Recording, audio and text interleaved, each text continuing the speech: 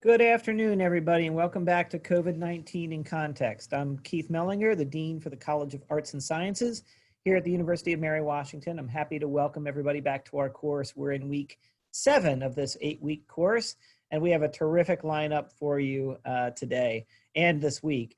So I don't want to waste a lot of time. I'd like to get right to it here. We have 3 speakers for us today and a few others joining us for the panel a little later on. Our event today is about live events and virtual crowds. And with us to speak are the chair of the Department of Music, Dr. Brooks Kirkendall. The second is our associate chair for the Department of Athletics, Health, and Physical Education. That's Ms. Caitlin Moore. And finally is our chair of the Department of Theater and Dance, Professor Greg Stahl, who will be joining us at the end of the talk. And then we have a few others joining us for the Q&A. Now, just a real quick reminder, you do have 2 boxes that are available to you at the bottom of the screen. One is the Q&A box and one is the chat box. And I want to remind you about their use because we do have a few new folks on the event today. The chat box is really just to send messages to me and to my co-facilitator, Dr. Anand Rao. That's if you have technical issues. If you're having trouble hearing or the slides aren't advancing, if you could let us know in the chat box, we'll try to get that fixed right away. The Q&A box is your opportunity to ask questions to the speakers, and we'll be monitoring that throughout the discussion or throughout the presentation, and we will then use those questions for the Q&A at the end. Remember, look at the questions that you see appearing there, and if you like one, give it a thumbs up, and those with the most number of upvotes are going to be asked first. So, without any further ado, let's turn it over to the chair of our Department of Music, Dr. Brooks Kirkendall.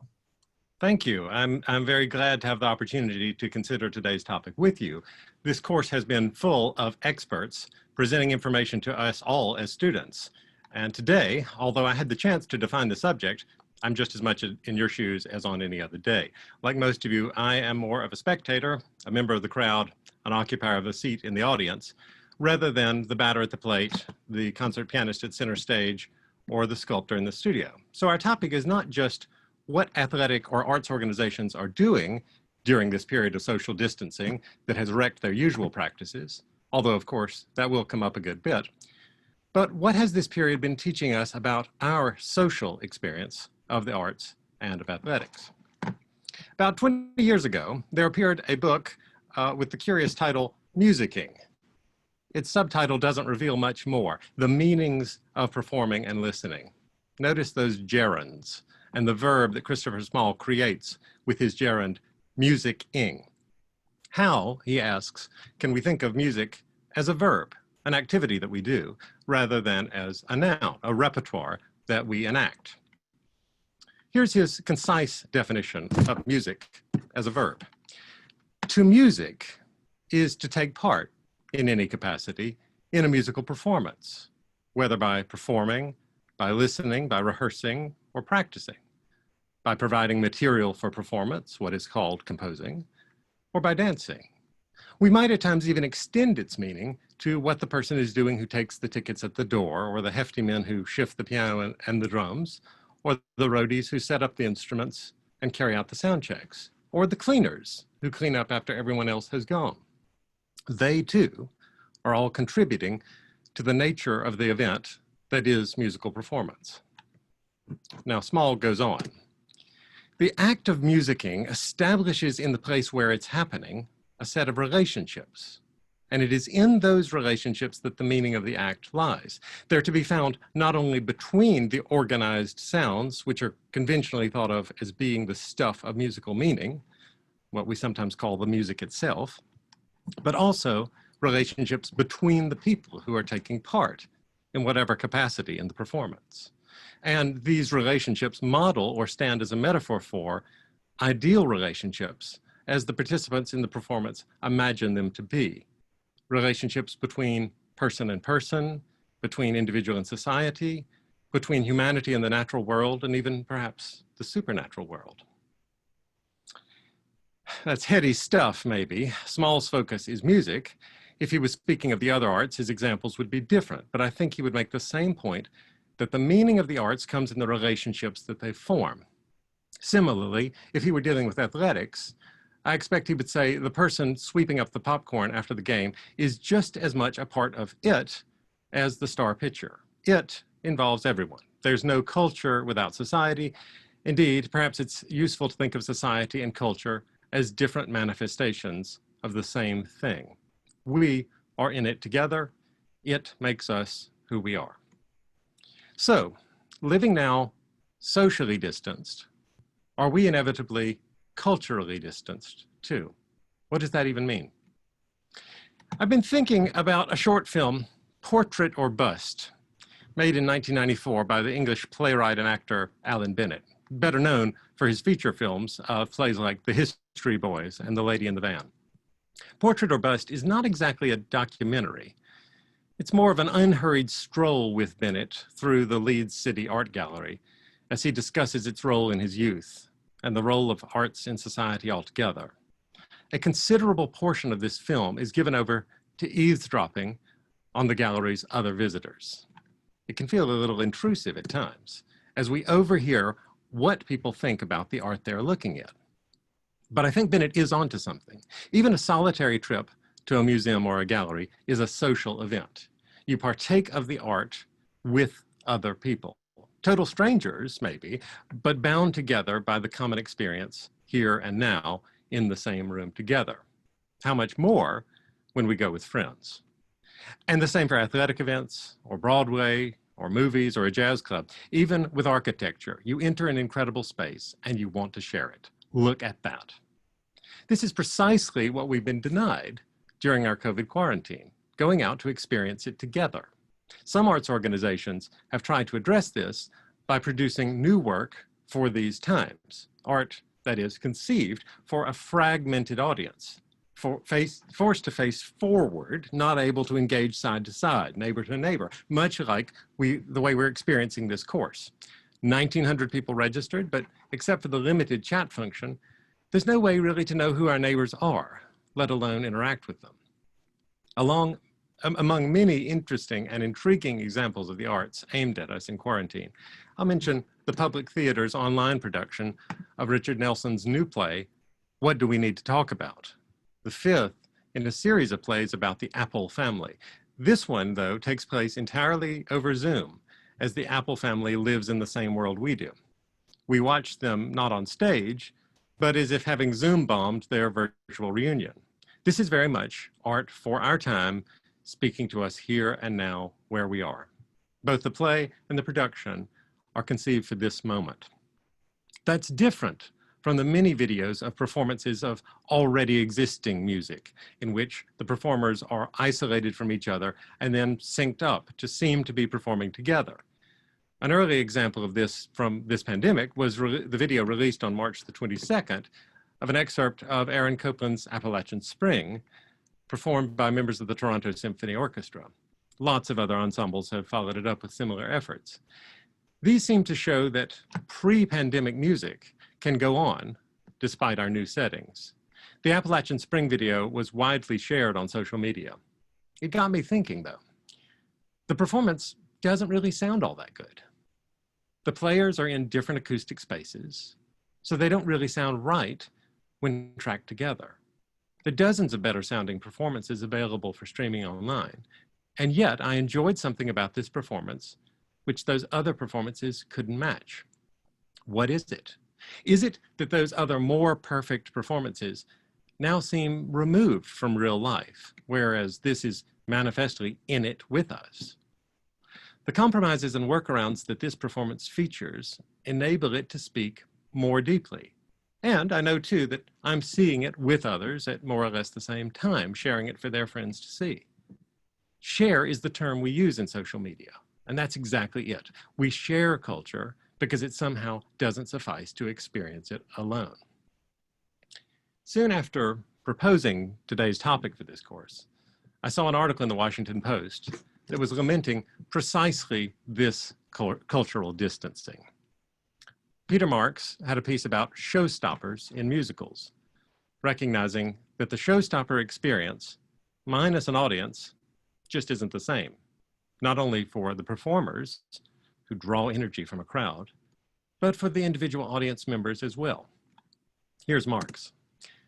The pinnacle moments in a theater feel further and further away in the drifting, lukewarm sameness of these days. This isn't true suffering, of course, but it's loss all the same. Via my music apps, I can approach the peak climbing sensation that a great song and a great musical gives me. It's similar to the surge of joy I would get as a kid after taking the suburban transit bus from New Jersey to Times Square with my friend Neil and watching and listening from a rear balcony seat or even standing room. Yet without the noise of a crowd, I can't make it all the way back to the top. Yes, exactly. It's not the same. It can't be. But if it has to be different, it can still be moving, gripping, poignant.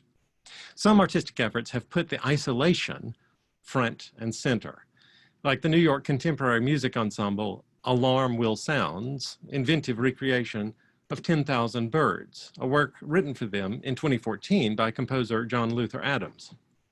The piece is sometimes described as modular. The music given to the 16 players is all fully written out, but the players are scattered around so that the audience wanders among them and different audience members could have radically different experiences of the piece. I say this was a recreation because Alarm Will Sound has reworked the piece as 10,000 screens. This is a video in which we tour the apartment of the artistic director, Alan Pearson, encountering spatially separated computers and smartphones, each showing a video of a different player in the group performing their part, each in isolation, experienced as a whole only in the video we watch. The apartment is empty, save for the invisible person holding the camera, which provides our viewpoint. Empty, too, is the Brooklyn street that we glimpse beyond the fire escape in the closing moments down on the lower right there. Adams' composition predates COVID, but this performance situates it very much in our lonely present. Most sobering in all this is that our lonely present is likely to be our lonely future for some time to come. A month ago in the New York Times, there was an interview, a survey of 511 epidemiologists about when they expected to resume activities that used to be every day. This survey gave the respondents just 4 options. This summer, 3 to 12 months, more than a year, never again. Of the 489 who answered about attending a sporting event, concert, or play, down at the bottom of the screen, 64% put it in the more than a year category. 32% thought it would be within a year. The good news, only 1% of these doctors don't expect to do these things again. But the new normal is here to stay for a while. Going to a drive-in concert seems to be better than nothing, even when it means tuning in on your car radio. But going out to so many other things is not really an option right now. Carnegie Hall and Broadway have canceled all events for the rest of 2020. The Grand Ole Opry hopes to have an audience at 2 events in late August, but otherwise is dark.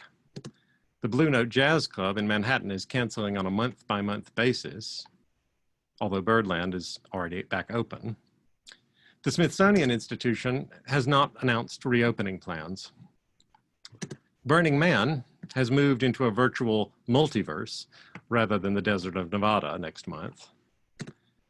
The Olympics, of course, are postponed by a year. Will we go another year without March Madness? Reliving past years isn't quite the same, and the NCAA can't survive without it.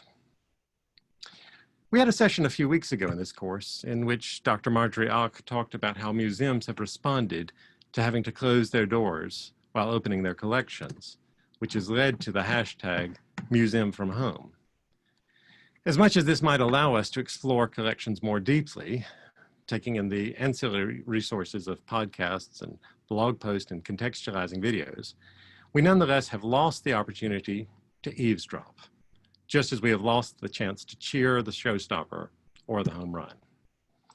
We turn now to several of my colleagues here at UMW who will speak more about the experience here on campus and in our community. I'll hand it over to UMW alum Caitlin Moore, Senior Lecturer in Athletics.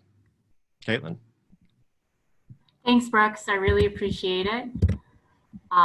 Today, I look forward to chatting with you about live events, virtual crowds, and engaging together in quarantine and diving into what this means for college athletics.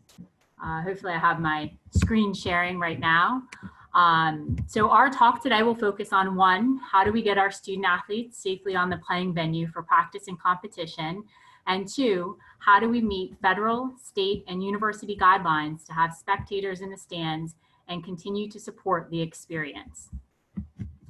To begin, we have developed a COVID athletics action team and plan, which is tied to the university task force. The focus of this is on our student athletes, coaches, cleanliness and contact, as well as game day personnel, spectators, and officials. The NCAA recommends having an action team that may include, among others, athletics director, coach representative, and campus coordinator. For us, the COVID-19 communication plan connects athletics with a broader institution, as well as with local and state facilities. It includes a plan to protect and support higher risk individuals through social distancing guidelines and disinfecting protocols, and the ability for telework alternatives as necessary and appropriate. So for UMW athletics and colleges around the country, developing a comprehensive COVID athletics action plan is a critical next step to reopening college athletics. The plan is a living document that is developed, reviewed, and updated by the action team, and includes everything from guidelines regarding physical distancing of facilities, personal protective equipment procedures, and administrative controls. I guess my slides don't appear to be full screen right now, so let me go ahead and make that adjustment. Sorry about that, guys. Reshare here in just a moment. Get everything back on track.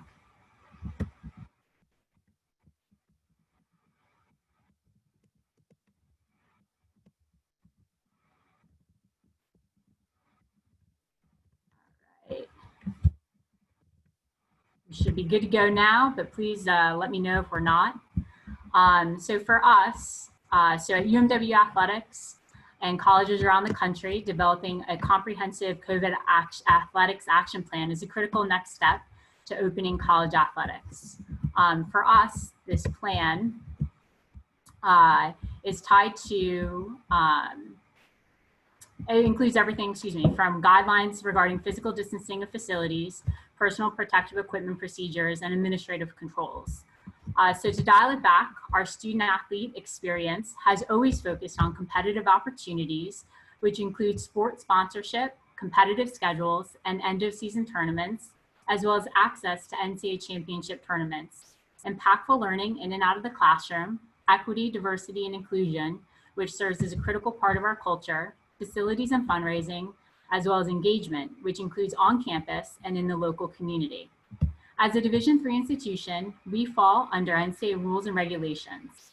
On May 29th, the Division III Administrative Committee approved a 33% reduction of the minimum number of contests required for sports sponsorship and championship selection in all sports for the 2021 academic year in response to recommendations from the Division III Membership and Championship Committee. While this did not immediately impact sports schedules, it did set the stage for colleges and universities to provide more flexibility to allow institutions to adjust to health and safety situations, quarantining protocols, potential outbreaks, or if the athletic departments are faced with significant budget reductions while still being able to compete in NCAA championships.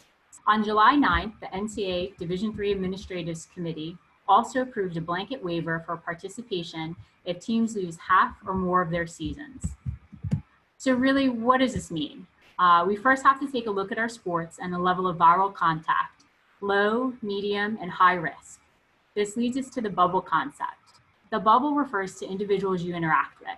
So pre-COVID, we were all in a big bubble at UMW, and now we're having to scale back our interactions. The inner bubble is really student athletes and all staff and personnel with close contact, the intermediate bubble, which includes staff and personnel with intermediate contact, and the outer bubble, which is staff and personnel with limited or no contact. Existing standards of care suggest quarantining for a period of at least 14 days for all newly infected individuals and their high-risk inner bubble contacts. So from a practice perspective, we are looking at gating criteria and phases. The gating criteria is a list of principles that must be met before resocialization. In phase 1, the focus is on acclimatization and conditioning in groups of 10, 8 feet apart with no shared equipment. Phase 2 moves to groups of 30, 8 feet apart, and you can share equipment. And in phase 3, practices are unrestricted and competitions may begin. Athletic training will maximize the health and safety of our student athletes by considering requiring temperature screening and symptom screenings prior to entrance, hand washing before they leave the facility, as well as the sanitation of any equipment they utilize when they are finished, including rehabilitation implements, cardio equipment, and tables. Masks must be worn during morning rehab, and student athletes may be denied access to the athletic training facility if they refuse to abide by these rules, if they have a temperature of 100.4 or greater, or if they answer positively to specific screening questions. From a strength and conditioning perspective, we are also considering similar protocols. The emphasis will be on a daily dynamic warm-up for reestablishing sport-related movement patterns. Regular communication with medical and coaching staff about at-risk athletes has been and will certainly continue to be a priority. We are also considering use of daily readiness surveys and a workload monitoring for tracking student athlete status, and are certainly prepared to adjust workouts to match environmental factors, especially in the case of high heat and humidity. We plan to follow physical distancing protocols and use of alternative spaces beyond the traditional weight room setting, such as fields and covered garages where available.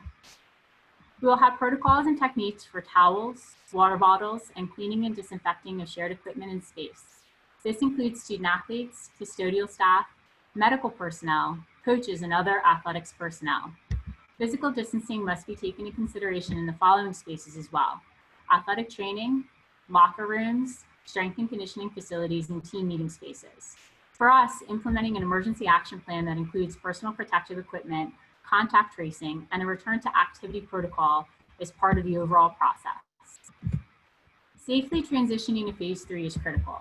Upon entering this phase and depending on state and university guidelines and the ability to follow those recommendations effectively with available resources, competition may commence with the possibility of limited spectators. Obviously, budgeting and staffing may be reduced, and our policies for fans will be dependent upon the university's phase plan of renormalization. Regardless, communication is key. Whatever is decided, it is of the utmost importance to communicate with all involved parties, including visiting teams, fans, students, parents, and officials. College athletics is going to look very different in the short term, but ultimately, UMW athletics will look for ways to provide impactful learning experiences through sport participation in a safe, healthy, and equitable way that will enhance the experience while at UMW. While competition is certainly the goal, we have some fundamental realities to work through with a safe and healthy return to practice first. The student-athlete experience can still be accomplished through interactions that they will have with their peers and coaches, maybe just in a different capacity.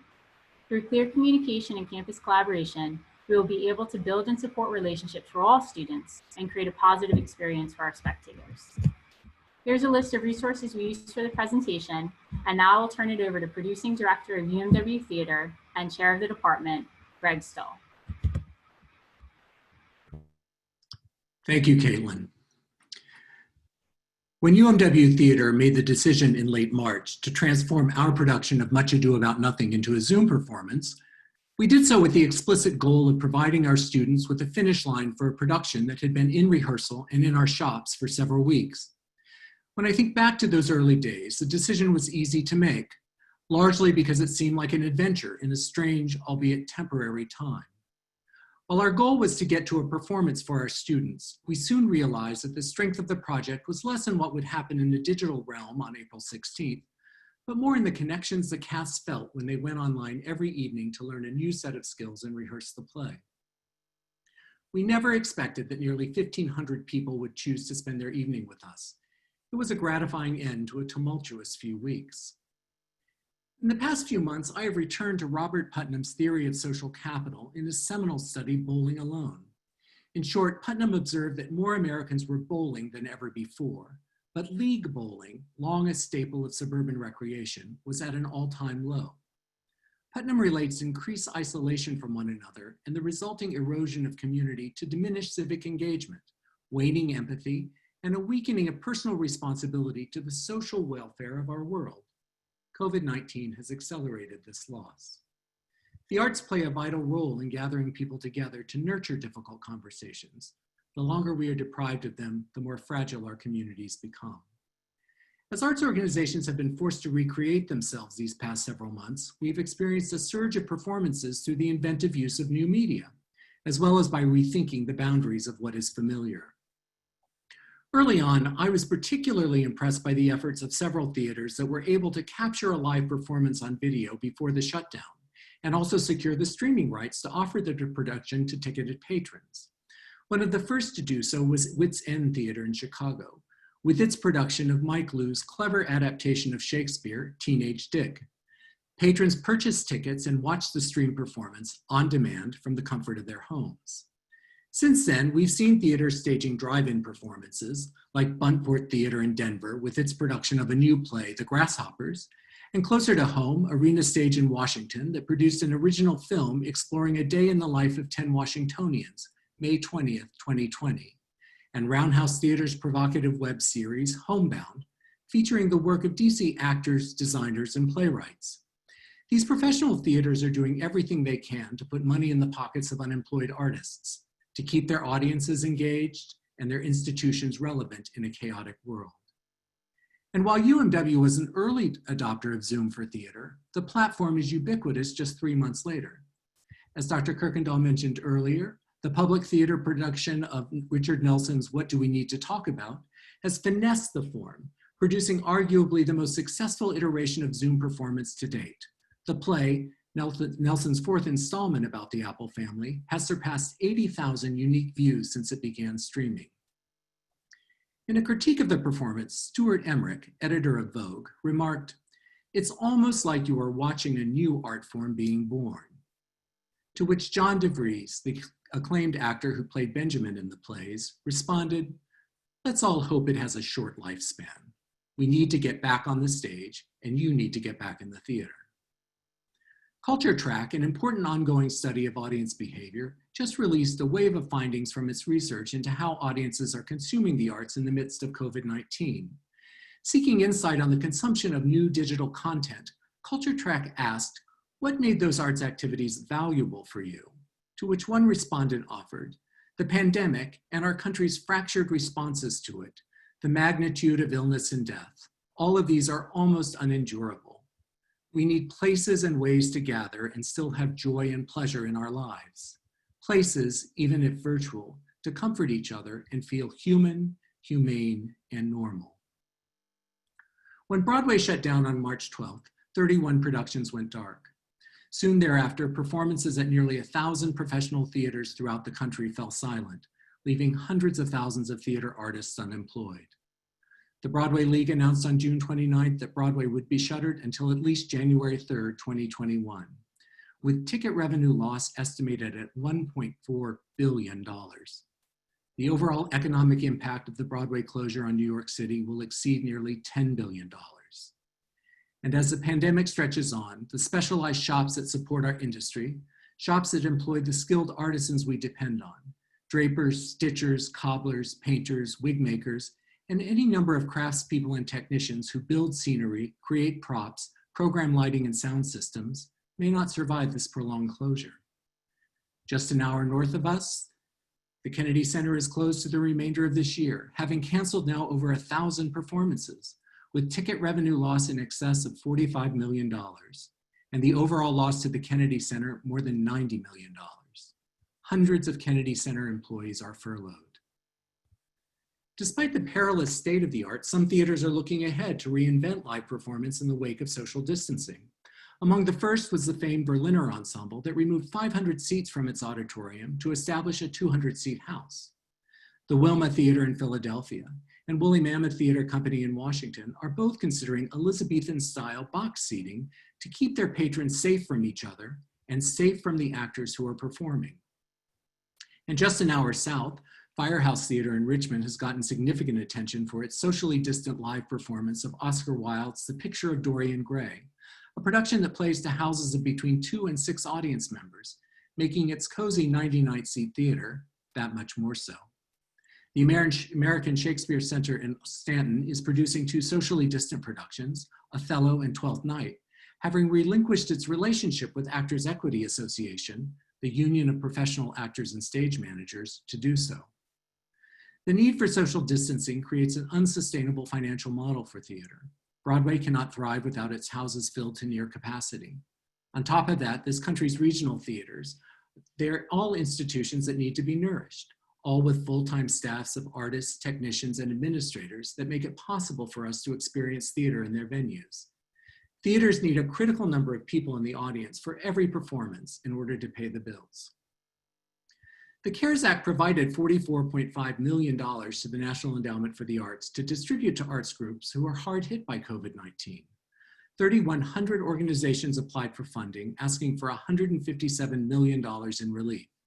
In the end, the NEA was able to award grants to just 855 groups. The fact of the matter is that with every passing day, we are certain to lose museums, orchestras, dance companies, theaters, and community arts organizations that simply do not have the resources to survive this pandemic. Throughout those long days at the end of March, when we committed all of our energy to Shakespeare on Zoom, we couldn't imagine that we were in anything other than a temporary dislocation of what we do. And as the reality of COVID-19 has sunk in, I've had the time to think deeply about our work, our relationship to audiences, our stewardship of the stories we tell, and our responsibilities as theater students and professionals. The truth is that Zoom is not theater. Live stream performances are not theater. On-demand video playbacks of plays and musicals are not theater. And while the fact that our Much Ado performance has been viewed over 4,000 times on YouTube begs a serious conversation about our need to address access and participation in the arts, watching a performance on your computer screen may be a worthy event unto itself, but it is not theater. Theater demands that we leave our individual selves at the door and gather together to sit in community, so close that sometimes the forearms of strangers find each other on the armrests that separate us one from the other. Theater demands that we share space and breath as we interrogate the most important moments of our lives. Theater is a collective experience, guided by the artists before us, connecting us with the strangers around us, as together we traverse the world with a lens other than our own. Theater is the most intimate of pursuits. It cannot be experienced 6 feet from each other. And even if you can devise a safe space where audience members remain distant, encased, and protected from each other and from the actors on the stage, how do you make it a safe space for the practitioners? I don't believe you can. Theater artists collaborate in proximity. We speak with passion. We sing with exuberance. And as such, our work is of the highest risk and will not return until we have dependable therapeutics and a reliable vaccine. Just last week, Actors Equity wrote its membership to report that nearly 100% of its members are unemployed, going on to explain that the union had to make difficult decisions to cut now to ensure the core of the association is intact when theater comes back to life. Actors Equity, a significant labor union with 51,000 members, is cutting its staff and programs, hoping to survive COVID-19. Perhaps more troubling was the follow-up email a few days later, celebrating the approved return to work safety plans for summer productions at 2 professional theaters. These 2 productions bring 13 members back to work, 13 of 51,000. Sadly, ours will be the last economic sector to emerge from the pandemic. Theater artists will be unemployed for months after everyone else returns to work, as we wait for audiences to be comfortable gathering in sizable groups. And when that day comes, many artists will find their artistic homes closed for good. Culture Track asked, how would you ideally want arts and culture organizations to help your community during this crisis? To which one respondent offered, our nation's chief problem during the last 50 years is its declining social cohesion. Seems as if the arts have a role here. This wasn't acknowledged before the pandemic, but would be vital as we move to a different existence within the worldwide community after the pandemic. I worry with each passing month as we are sequestered in the safety of our homes, as we grow more accustomed to avoiding crowds, as we accept as normal our fears of close contact with other people, as we have no choice but to process this crisis in isolation. Returning to our theaters, concert halls, and museums will be a formidable challenge for all of us. Each of us needs to do the right thing now to get where we need to be. Together, we have to support our arts institutions as they struggle to get to the other side of the pandemic. And when we get there, we owe it to ourselves and to our world to resist the impulse to go bowling alone.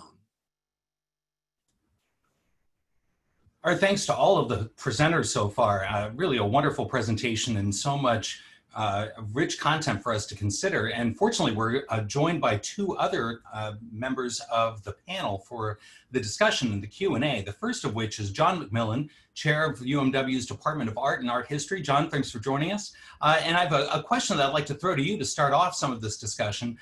Could you talk a little bit about the importance of viewing visual art in person and what galleries and artists are doing to reach the public during the pandemic? Yeah, of course, and thanks, Dr. Rao, for that introduction, and thanks to all my colleagues for their wonderful presentations. And I'd first echo everything that they said so eloquently in their talks. And I think there's been both positives and negatives to the pandemic for the visual arts in general. On the upside, with everyone online and looking for things to do on the internet, a lot of artists have seen much greater exposure for their work. And we're seeing a lot more accessibility for audiences, given that they have technological resources.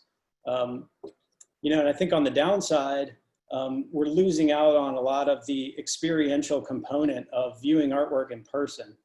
Unless the work you're seeing was made for a digital format, then you're looking at a reproduction. And that reproduction can never capture all of the nuance and detail that goes into seeing a work in person. And as Dr. Kirkendall mentioned, we're missing out on the social aspects of being in a gallery with other people, discussing work, the dialogue that happens that's so important to generating a better understanding of artwork, and even the ability to meet new people and have random discussions in the galleries and at openings and things like that. So I know I'm looking forward to getting back to seeing all of this in person, as I'm sure everyone is. I think that's exactly right. I think we all are. Thanks very much for that. Another guest is joining us for the panel. I'd like to introduce him as well, Mr. Glenn Quater. Some of you may know Glenn. He's director of the Piedmont Symphony Orchestra. He's also director of the Frederick Symphony Orchestra in Maryland and the American Youth Symphony in Metro DC. I want to start with a quick question to you, Mr. Quater, as well. First of all, I really just want to know, I know you've been busy, you've been doing things with your orchestras, and I'd like to know a little bit about what kinds of things you've done and how do you feel live performance is going to survive this? Well, thank you, Keith. It's been great to become a member of the virtual family of UMW this last month or so. And everybody did such tremendous work on these presentations, so many great facts and sentiments of what we're facing now. It's very difficult. If you had asked me at the middle of March if I thought I would be learning how to produce live stream performances in place of conducting, I could never have imagined that. And that is precisely what we've done at a number of the groups that I work for. We found a way to at least stay in contact with our audiences, our patrons, and our players by combining live interviews online with a lot of our pre-recorded concert material and footage that we have in our archives. And to take it a step further, we did it very regularly so that we could engage them also in fundraising efforts. And I'm happy to say that at least for one of the orchestras, the Piedmont Symphony, in the course of 2.5 months of live streams, we raised about $16,000 online, which we, again, had not planned for. But I think what's important in looking forward with this is that the tech and the arts world have an opportunity right now to, as many people pointed out, kind of create a new art form out of the necessity of being online. And just very much the way that we consume movies online now, whereas we used to go to a theater, we have Netflix and other things like that. There was a real shift into being able to watch more content online. I think the arts world is faced with the ultimate challenge in shifting the medium more to an online presence in this particular time when we're all separated from each other And music is as much a contact sport as athletics is. It really is. So for us to be distanced like that makes a big challenge for maintaining continuity in an arts organization. But it's a tough challenge, definitely. Thank you. Thank you for that, Glenn.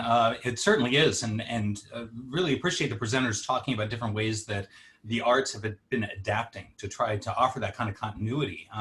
And looking at, we'll open up some of the questions now for the broader panel and for all of the presenters. There are a lot of great questions here. One that rose to the top very early, perhaps because there are a lot of Hamilton fans, but was a reference to the recent Disney Plus streaming of Hamilton.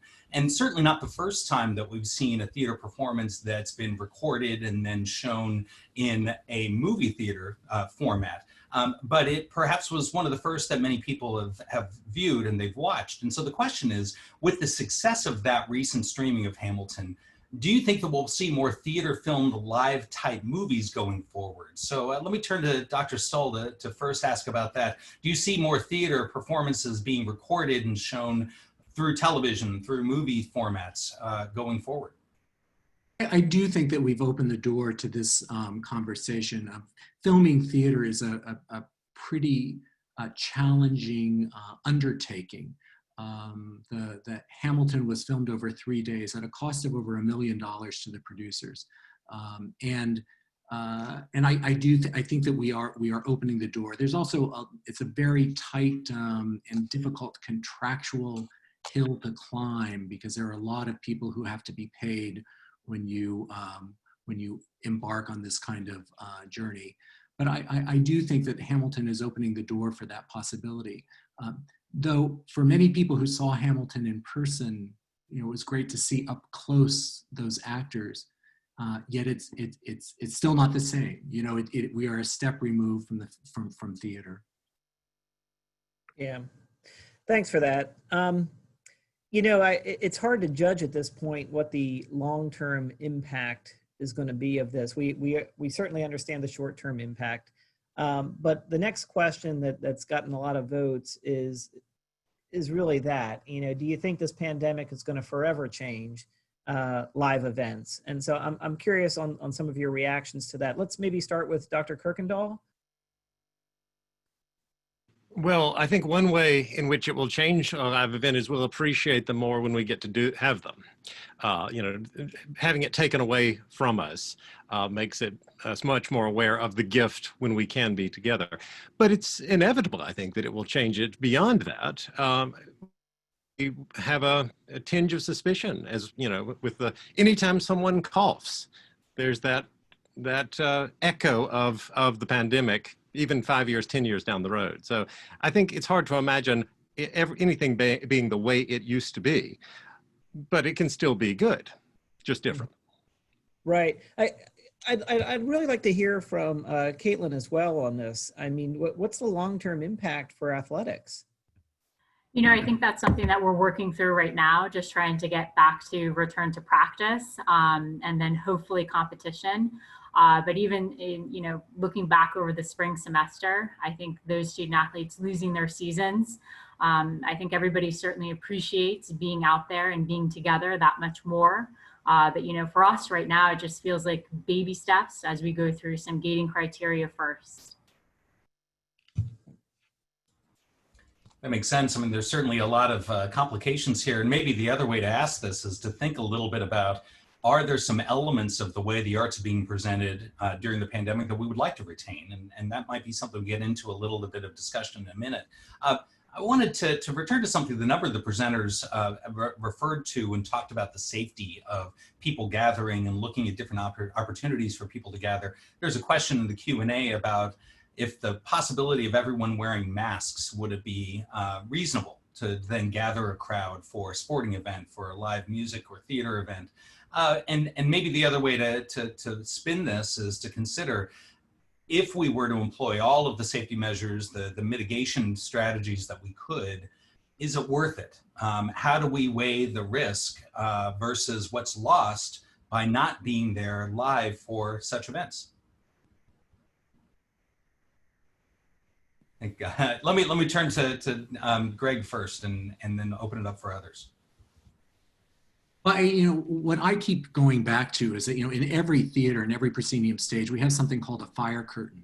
And the fire curtain was instituted when we had terrible fires in previous years that really consumed the audience. Fires on the stage that spread to the audience and put the audience at risk. And today I feel like a lot of these conversations about COVID harken back to those days. And that is, we talk a lot about keeping the audience safe, but we're not talking a lot about the safety of the people who are creating the art. And for me, that's paramount. For people who saw Hamilton and saw those close-up shots, I mean, immediately when you saw those shots, like, why this is dangerous. I mean, you saw breath and droplets constantly coming out of those actors' mouths. And so, I think that the science doesn't tell me that sitting in a theater for 2.5 hours with a mask on keeps an audience safe necessarily. And quite frankly, I don't know how we do it to keep the actors safe. I could say from the orchestral side, just the size limitations based on the distancing right now, it sets up the scenario for very small ensembles, obviously. And they're fortunately, in all of the instruments of the orchestra, the strings instruments they don't involve any respiration of any kind. So they can safely wear masks and assemble a group of 15 or more string players and have an actual viable performance. But that's just one flavor of orchestral music, right? We have to find ways, and I've been speaking a lot with Dr. Kirkendall about how we do hybrid models with our students to have some pre-recorded elements perhaps with some live strings playing and ways to combine that. It's a very open model right now, but the numbers affect the size and the output of an orchestra for sure. I'd like to do just a quick follow-up maybe with Dr. Kirkendall.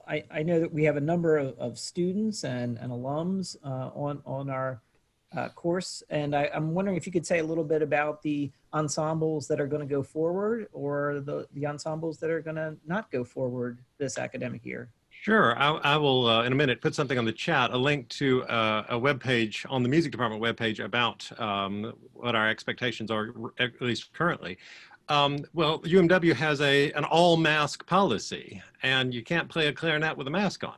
And so although we are, as Mr. Quater just said, intending to have the orchestra in a sort of hybrid way, we're still working out what that might be. He can still rehearse the strings and percussion, all with masks on. They can video record that week by week. He can do Zoom sessions with brass players and woodwind players, and at some point, record and add all of those things together. And the same thing with the jazz band. Professor Gately can rehearse the rhythm section, can work individually with students over Zoom to add the solos and the ensemble sections, and then eventually produce a product. And it's something like an ensemble experience. It's not quite, as Greg said, it's not theater. Well, it's not really playing in an ensemble. The band, though, you would start from scratch with every single player. There's nothing to rehearse that doesn't have the masks on except the percussion. And so we decided very reluctantly, we just can't have the band in the fall term. There are other places for those players to be involved in things. For example, the percussion ensemble welcomes people who haven't had all that much experience in percussion but want to try it. Well, you can play percussion and have a mask on. The choral ensembles will likely be entirely online. Our director, Dr. Chris Ryder, has had actually a good bit of experience in the last 3 months with exactly this. He's been singing in global online choirs. And so he has had experience putting it all together. Again, it's like Greg said, it's not theater. Well, it's not choir, but it is something we can do for a time. And it's a great learning experience because a student who here is majoring in education and wants to go on may find themselves in a similar situation in 5 or 10 years. And if we can give them experience of how to keep making music, we're still going to be making music. We need to. It's going to be different. We'll get back to our more usual ways of making music in a year or so. But for the fall, it's going to be hampered in some ways. I'll post that link in the chat, though, for anybody who wants to see it. That'd be great. Thanks, Dr. Kirkendall. Appreciate that.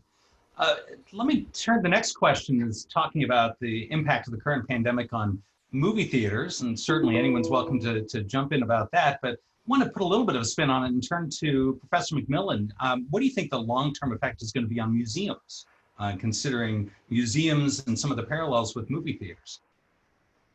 Yeah, I think the effects are going to be detrimental to all of the institutions that the fine and performing arts have. Although galleries and museums may have a little bit easier time reopening to the public because we can have spaces that we limit the number of people that are allowed into and then schedule that out. So we're not depending on having a large group of people all in one place all at once, but the people are still able to see the art in person, just with smaller groups of individuals at a time. And we've already seen that happen with some museums now reopening and offering that limited. Yes, and that's what UMW galleries will be doing when we reopen in the fall semester. We'll have appointments available for small groups of people to come in who are already sort of quarantined, if you will. But then we'll also have limits on the number of people that are allowed in any given space at any time, and we'll monitor that so that everyone's safe. Good, thanks. So I'd like to turn back to Caitlin Moore in athletics. A question about the impact on salaries. We know of athletes who make multi-million-dollar salaries to do their performing. What's the long-term effect on athletics when you think about it in the term, from the perspective of these highly paid athletes and coaches and things, if they have to cancel so many competitions? Sure. So I think from a pro sport perspective, they certainly rely on ticket sales and sponsorships to pay for team expenses, and that includes salaries. So while we don't know, the long term per se, in terms of those really large salaries, I definitely think it's going to have an impact until we are back in some period of normalization with fans in the seats and sponsorships, and really how that looks in terms of team expenses. Now, the next question in the queue is getting to something that I was alluding to a little bit earlier, and the possibility that coming out of the pandemic and social distancing that we could return to normal, but there might be elements that we've employed and developed, adapted to, that we'd like to retain. And so I'd like to ask this question and have it go right down the line, and maybe it'll be a little bit of a rapid fire, but assuming we get through the pandemic and it's the opportunity for everything to return back to normal, the question is, do you think many of the live events, including concerts, theater, performances, weddings, big events that have been gone virtual, are they all just going to go back to normal, or is there some element of this that we're developing that's already been adapted that you would retain? We'll start in the order of the presenters. So Dr. Kirkendall. Well, at the moment, I don't really want to retain any of it. I want to go back to just being, there in the room where it happened. Fair enough. But there are certainly things that I think have shown us what's possible for, as Greg Stoll said, accessibility. The problem there is the revenue, that is lost by just making things available for free when it costs a lot to put it on. But I'll put it this way, I'm hoping for much more of a return to normal. Very good. Professor Moore. We too are certainly hoping to return to normal sooner rather than later. But I think something that for us, at least on a small scale at UMW, that's been exciting is a lot of our coaches have been able to do a lot of their recruiting tours virtually. So they have these panels, and I think that's something that just from a time and an accessibility perspective that they will likely continue to do. Professor Stoll. I think in terms of the making of the art, the collaboration part of this, we've discovered that a lot of things can be done virtually. We can have meetings, we can have design conferences, we can move processes along virtually and really quite efficiently and effectively. And I think that we will keep that. In terms of the performance of the events, I think people are hungry even today to gather together. You sort of see the planned, when restaurants open, even at a minimum capacity, they get booked immediately because people are so eager to be together away from their homes. So I think that we will very quickly, hopefully, get back to where we were. Right. Mr. Quater or Professor McMillan. I would like to say that out of this last few months in planning for next season in a hybrid format, the one thing that has stuck with the orchestras that I work with is that we've all decided that we're going to retain broadcasting our concerts live from here on out for every concert. And it pushes the envelope for us at our production level. We're forced to really make it tight and articulate and produced well. So if any shining or any lining in this, it would be that it has upped our production games significantly. And I think that the human spirit will thrive and the theaters will be full again, my friend Greg. In the spring, when we all had to go online, the UMW galleries were forced to put many of our exhibitions online. And we had never put a full exhibition online before. And I think that's something that we're going to retain moving forward as a companion to the actual art being viewed in person, because it provides that access and it provides the ability for people to look at things at different times of day and to see things more frequently, but it just doesn't compare to the real thing. Yeah, absolutely right. I'd like to turn to Professor Stahl now. Dr. Kirkendall responded to how the music department's going to change this year and what they're going to do a little differently. And I'd like to give you the same question. You know, what can we expect out of UMW Theater this season? I really wish you hadn't asked me that. The reality is that, you know, our faculty has been 100% focused on how it is that we can deliver our classes effectively in the fall in a safe and socially distant way, which is enormously challenging given the high touch, intimate nature of our work that we have to, you know, so many things that we do are experiential. Now that we seem to be hitting the top of that hill, we will turn our attention to what we do with the production program. There are significant challenges and it will be different. It will not be the same. We can't recreate the experience that we all know and understand. And so stay tuned. Hopefully I'll have an answer soon. Well, no, I appreciate that very much, because I think we all recognize that this is something that's constantly evolving, constantly changing, and we're constantly reacting to.